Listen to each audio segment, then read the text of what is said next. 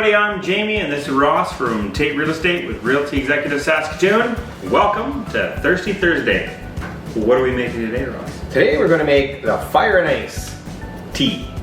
Yes, it's got fireball, iced tea, and some lemon. Wow. Okay? Can you put probably 1.5 ounces into each glass?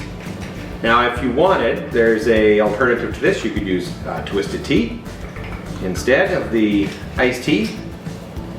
If you're out on the golf course, you could easily have one of those in your cooler. About half of that, so that's 1/2 ounce of lemon in there, 1/2 ounce of lemon in there, and then top it up with some iced tea. Wow. Easy to make. I think a little more. Okay, I'm not a big cinnamon guy, so I like. Okay, I'll come back to you. Okay, thank you. Oh, that's beautiful.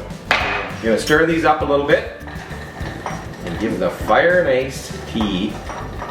I just like the play on words. I think they should just call it the fire and ice. Let's change the name. Sure. Can we do that? Call it whatever you want. All right. Fire and ice. Okay. E. I just said call it fire and ice. All right, we're going to fire and ice. Thank you. Cheers.